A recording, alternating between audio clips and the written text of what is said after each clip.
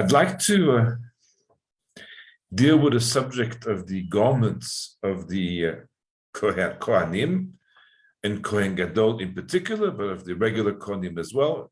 Takes up the big part of this week's parsha, with the instructions on how the Kohanim had to get dressed in great detail. And one wonders, why so much attention is given to it, and what the deeper significance of these garments are. Clearly, it's more than just the splendor, the grandeur, and that's part of it. But there's got to be something that goes deeper than that. And yes, we're told that we have to make sacred vestments, in Hebrew, big day kodesh, for Aaron, for dignity and adornment, the chavod ultif aret. And indeed, when the Kohanim, and in particular the Kohen Gadol, the high priest, walked around the temple area, the Mishkan, and people saw him, that evoked beauty, that evoked feelings of splendor, made it very special. And here's a list of the garments that the Torah gives, and these are the garments that are for Aaron, also for the children, but mainly for Aaron. And we'll see in a moment that they dress differently. And here they are. There's a choshen, which is a breastplate, an ephod, that's not translatable, but we'll get back to it, a me'il, which is a robe, a ketonet tashbeitz, a tunic, different interpretations to the word tashbeitz, but let's go with fringed, mitznefet, that would be a hat, and avnate, the belt or the sash. And that's a total of 7 that are mentioned here. There's also a pair of trousers that's not mentioned here. 4 of the garments were worn by all Kohanim, and the Kohen Gadol wore an additional. So obviously, you're not going to see the trousers here because those are covered by the tunic that's above it. There is a belt that is worn, not exactly the way it's described here, and there's also a hat, but it gives you an idea. The Kohen Gadol, on the other hand, wore the extra garments that really made things look, amazingly, powerful, and that was in order to create that aura and that splendor, to make it, extremely special. And that created a situation of awe and honor that was there. So at a simple level, it's correct that the high priest and all the priests should wear special garments, because that creates the right atmosphere. But our commentaries say that we need to take that at a very much deeper level. And what I'm going to share with you this evening is based on very in-depth discussion that you can find in Malbim's commentary on the Torah. And he heads the description of these garments with the words Remzei Bigdei HaKodesh, or the illusions of the holy garment, coming from the premise that the garments are more than just beauty, but that each symbolize or represent something. So let's look at those garments in greater detail first, okay? And here you have them. They are laid out, 8 garments. So here are the garments that are worn by everybody. There was a pair of trousers known as michnasayim, and there was a tunic which was worn over it. There was then the belt, which according to most opinions was actually a colorful belt, not a white belt like you saw in the previous picture. No, it was actually a colored belt there also, as well as a hat that was worn on the head. There were 2 shapes for the hat. The regular Kohen actually wore a pointy hat, and the Kohen Gadol wore a flat hat. So those are everybody's garments, 1, 2, 3, and 4. In addition, the Kohen Gadol wore, that's a high priest, Kohen Gadol, wore a blue tunic with these contraptions at the bottom here. He also wore an ephod.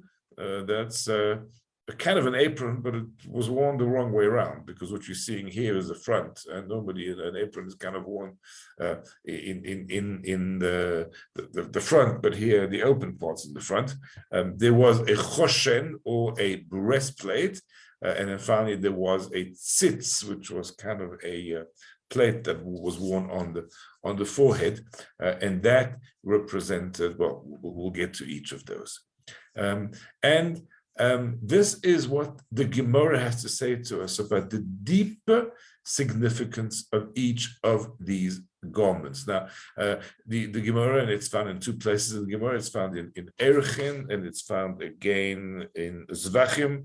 Erechim, page 4, and Zvachim, page 84, tells us that the deeper message was that each of these atoned for various sins. So maybe let's go with the undergarments, the tunic and the trousers, forbidden sexual relations and bloodshed, the hat for arrogance, the belt for thoughts of the heart. Those are the 4 garments worn by all Kohanim, and then the breastplate of the Kohen Gadol, improper judgments, the ephod, idol worship, the me'il, the robe, malicious speech, and then the front plate worn over the head, that atones for brazenness. And that already puts us on the right path. Malbim makes the following point, and so it's only in Hebrew here. When you wear clothes, they're called mad, singular, madim, plural. Those are the garments that you wear on your body. Nowadays, it refers to uniform. It's from the Hebrew word for midah, or measurements, because you wear clothes that fit you. And so a garment is called mad, and the plural of that is madim. But in addition to garments that are worn on your body, there are also garments that are worn on your soul, to beautify it and to correct it. And those are known as midot, plural, or a midah. So we have garments of our soul that kind of define, refine, and direct how our soul operates. And what we want to do is actually look at these one by one and link it back to the Gemara that tells us what sins it atoned for, and that's going to be extremely helpful. So we're beginning with the trousers, and what did the Gemara say to us? That those atone for the sins of immorality, and the connection is fairly obvious. But then the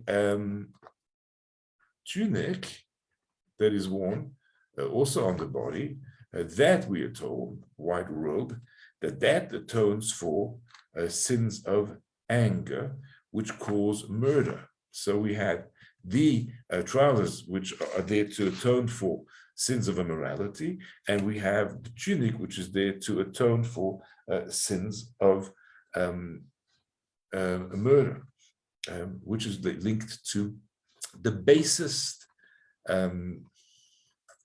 instincts of anger and of lust, that really drive us, but drive us in a terrible way. So while the connection with between the trousers and immorality is kind of fairly obvious, and the words in the Torah, l'chasot psar erva, to cover the ugliness, the nakedness of the person who's wearing it. The tunic, think back to previous allusion to a tunic in the Torah. It's the tunic of Yosef that they removed from him, and it says that they took the katonet, the tunic, they dipped it in blood. So the brothers of Yosef bring out their jealousy and their anger, and by dipping it in blood, they kind of bring out the worst. And of course, what are they going to do? They're going to kill their brother, or at least attempt to do so. So that is the very base and basic instincts of the animal soul. And in order to refine it and define it and channel it correctly, we're going to put on these holy garments of the trousers as well as the tunic, to try and curb those base instincts of jealousy, of anger, and of lust that drive man to sin. Of course, when the Kohen Gadol wore those, or the other Kohanim wore those, that was for the purpose of atonement for Klal Yisrael, for sins of that nature. The belt that was worn wasn't exactly the way it was in the picture I showed you earlier. It was actually a wide band, and it was worn starting from, here it's just a plain white band, but I was saying a wide band, and it was wrapped starting from just below the armpits and going all the way and kind of covering the upper body. And that is, of course, the heart, and it is there to atone for sins of the heart. And what did we say earlier? That the Avnet atones for improper thoughts of the heart. Interestingly, the length of the Avnet, the length of that belt, was 32 cubits. That's very long.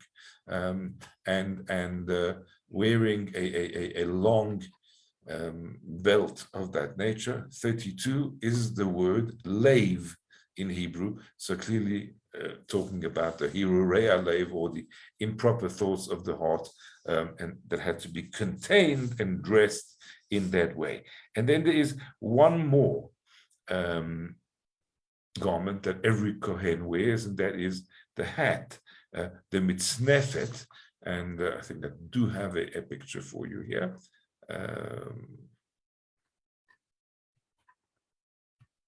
So there's also a band of material, and it was wrapped around to create some kind of a turban thing. As I said, the regular Kohen wore a shorter one, and he wore it in the pointy way, and the Kohen Gadol wore it. It was actually a longer strip of material, and it was worn more in a flat way. Length of that piece of material, 16 cubits. Now, what is the point of a hat? So we all wear, gentlemen, some kind of a head covering, which is there to symbolize the presence of Hashem over us. That is there to atone for arrogance. Gasut ruach, we said before, haughtiness, and accepting that there's a supreme power above you, obviously brings that way down. If we want to go into numerology, 16 cubits was the length of the band, and that's 4 times 4. And why is that? Because when you read descriptions of the divine chariot, it actually comprises 4 faces, and each of these are 4 animals.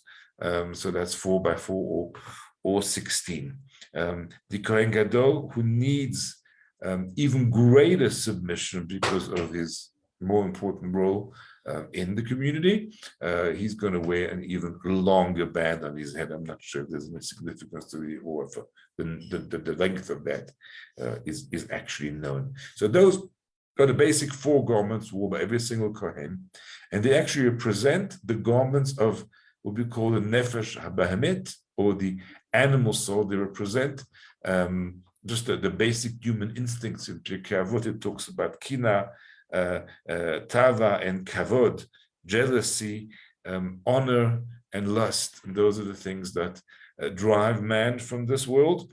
And those are the things that every single human has to learn to control. Hence, every Kohen in the Beit HaMikdash representing Klal Yisrael wears those basic 4 garments in order to keep in curb and in check those very basic human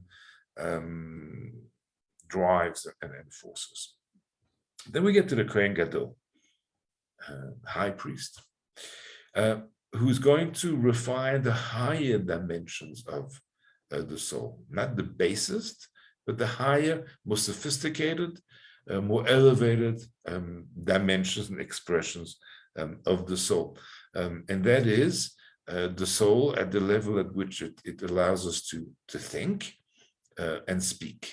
So it's the intellect, it's the speech that we're going to, with the garments of the Kohen Gadol, the high priest, elevate. And what's the first of those garments? It's the meal.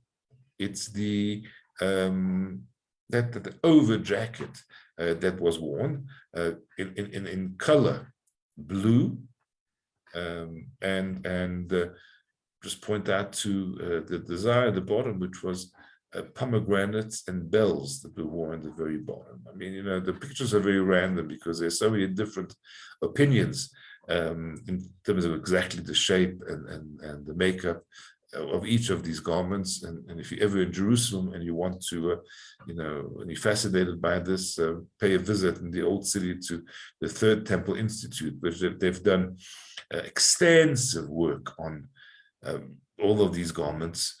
If you're a Kohen, you can even open a file and they will put you on, take your measurements, and you'll be ready to make your actual garments when temple service resumes with Mashiach very soon. So that's one opinion as to the color, and also there are various opinions as to exactly how these pomegranates and bells were shaped. This represents speech. Speech is the higher form of the expression, well, that makes us human, is the fact that we have the ability to speak. And the Kohen Gadol has to learn not only to refrain from Lashon Hara, which of course his garment atones for, but from any extraneous, unnecessary speech. And what does it say? It says, V'nishma kolo b'vo'el HaKodesh. The sound of this me'il, it's of course referring to the bells at the bottom, will be heard when he enters into the holy. Equals, when should your voice be heard? Only in the context of the holy, but do not use your mouth for the profane. And in fact, the Torah tells us that there was a border around the top here, and there was a prohibition of ripping it. It had to be reinforced. That's the idea that speech has to be reinforced, just like we have the lips and teeth that hold that tongue in from speaking when not necessary. Likewise, and what do we have here? We have pomegranates, and pomegranates at the bottom. The pomegranates, we're told, are 613 pips. Don't count that. Don't try it at home. But the idea is that every Jew is filled with mitzvahs, and that's why in Shir Shirim, the Jewish people are compared to a slice of pomegranate. So we say that everybody's mleim mitzvot karimo, and hence the myth, the story, or maybe it's true that there are 613 pips in a pomegranate. And the idea is that the sound that is going to come out, even though there are bells here, the sounds that is going to come out of a Kohen Gadol, or of every Jew, is in fact that of the 613 mitzvahs. And the next garment is the ephod. As you can see, it's an apron worn backwards, and it represents and atones for idol worship. The ephod was a religious garment. The ephod that the Kohen Gadol wore was a garment dedicated to the unity of Hashem, and hence it represented the purity of thought and of heart, in the sense that the Kohen Gadol refined his worship to Hashem and connected himself with the oneness of God. And on the shoulders, you can see it here, but I think I've got a slightly better picture. There were two stones that were worn on the shoulders. And here's a kind of a better picture. And you can see here the stones, and those are the stones that connected the ephod to the breastplate, which we're going to come to in a moment by way of little chains here. So on each of these stones, were the names of the children of Israel. 6 tribes were engraved on the one, and 6 tribes on the other. And the way the names were divided up, it ended up that there were 25 letters on each of the stones. Now, what's the significance of this number 25? Look at this. 25 letters in the phrase Shema Yisrael, Hashem Elokeinu, Hashem Echad. Here, Israel, God is one. The oneness of God, connected somehow with the children of Israel, all accepting this. When was this phrase first spoken? It was spoken by the children of Israel, literally, children of Yaakov, on his deathbed, when he gathered them. And the thought went through his mind, are my children all righteous? And they called out, listen, Yisrael, our father Yaakov, Jacob, Israel, God is one, we believe in the one God. And his response was this, Baruch Shenka B'chotur L'Aved, blessed be the glory of God forever and ever. Once again, if you count the letters, there are 25 of them. So what does a Kohen Gadol wear on the garment that expresses his faith in God? The fact that the Shema Yisrael and Baruch Shem, and the fact that this is actually the Jewish people uniting in that belief, in that faith, in the one God. Hence the number 25, allusion to that first expression of faith, which was spoken out by the children of Israel around their father on their deathbed, and the other and the Yaakov echoing that with thanks. And that's why the ephod atones for idolatry, and through the Jewish people, there's the oneness of God. And then we have another garment, and that's the fascinating Choshen Mishpat, 12 stones, different colors, representing the 12 tribes of Israel, once again worn by the Kohen Gadol. And what was the purpose of this? Well, we say it atones for errors in judgment. But this was worn by Aaron to unite all 12 tribes and create peace and harmony between them. Judgment, as harsh as we may think that judgment is actually something which brings peace and unity. For lack of judgment, you have dissent, you have fighting, you have wars. As a result of judgment, you can create harmony and peace once again between the people. So we have the unity of Klal Yisrael symbolized in that one breastplate that is worn by the Kohen on his chest, that has the names of all the children of Israel. And I'm going to bring the picture back up again for you to have a close look at. It had more than just the names of the children of Israel. And those are all allusions to how judgment actually functions. So let's have a good look at that. Reuven has an extra aleph. Shimon has an extra bet. In each case, that brings us to 6 letters. Levi, short name, 3 letters. But now if you look at those extra letters, aleph, bet, and then here you have Avraham. With Yehuda, an extra Yud, Yisachar, an extra Tzadi, with Zvulun, an extra Chet, and with Dan, a Kuf, that spells Yitzchak, and then another 3 letters, and that spells Yaakov. And then it concludes with the words Shivtei, of course, Gad's a very short word, Shivtei Yeshurun, or the tribes, the righteous tribes, the straight tribes of Hashem. So this is the unity of the Jewish people. Now, what happens when you have 6 letters in each? You have a total of 72. Now, a Sanhedrin High Court judgment has 71 justices. Of course, Moshe was the president. That gives you the total of 72. And in fact, the reason there are 6 letters for each tribe is because that Sanhedrin comprised of 6 members from each tribe. So that made up that number of 72. And that's the breastplate of judgment, of course, in a direct sense, atoning for errors in judgment that could have been made by courts, but in a indirect way, the illusions that the Malbim teaches us. It's about the Kohen Gadol, on behalf of all of us, refining that idea of judgment, of unity of the Jewish people, of peace and harmony among all of us.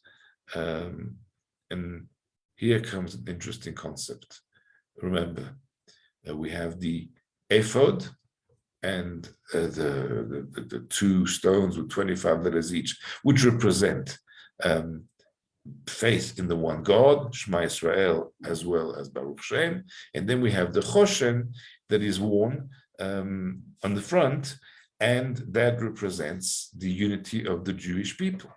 Now, this verse here shows us that these 2 unities are intrinsically bound and inseparable. And you may remember the picture I showed you of how it was all tied together intricately here with a system of chains, where here's the ephod, we can only see the front of it, here is the back of it, with those chains and also ribbons in the back. The choshen mishpat and the ephod had to be tied in such a way that it would not separate. And in fact, here we're told that the breast piece has to be held by a cord of blue from its rings to the rings of the ephod, and there's also chains at the top, so that the breastplate rests on a decorated band and does not come loose from the ephod. So the Torah actually, it's a prohibition, and there are very few mitzvot in this week's parsha. This is one of the few. Lo yizach hachoshen ma'ephod. They cannot come separate. They cannot become loose, because the unity of the Jewish people and the unity of God are intrinsically linked and cannot come apart. So we have a special injunction that these 2 elements should never separate. And finally, we come to the last garment, which is the, I don't know what you call it, the headband, called the tzitz, on which was inscribed Kodesh LaHashem. Great debate among the rabbis whether it was written on 1 line, on 2 lines. And even one rabbi claims that he was in Rome and he saw the vessels that had been taken captive there, and he saw that it was written the one way or the other way. That escapes me at the moment.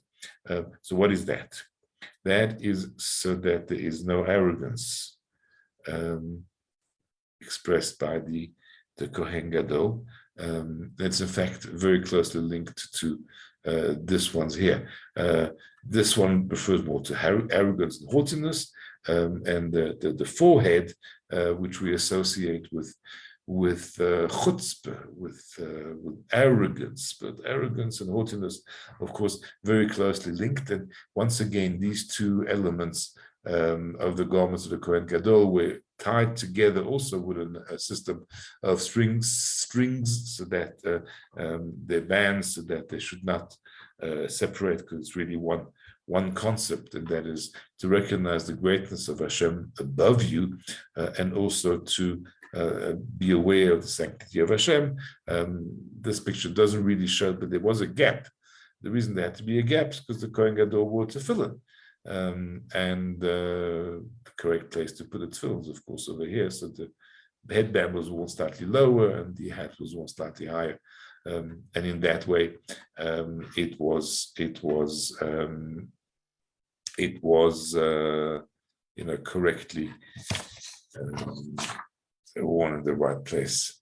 I'm going to take you back to the Gemara that tells us about the properties of each in terms of atonement, and that'll be a good recap of everything we've looked at this evening.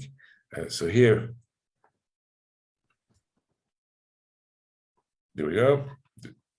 Let's take it from the trousers and the tunic, which atoned for forbidden sexual relations and bloodshed, to the hat, which atones for arrogance, to the belt which atones for thoughts of the heart, 1 to 4 referring to all of the Kohanim, and then the higher faculties that had to be elevated and properly used to serve Hashem.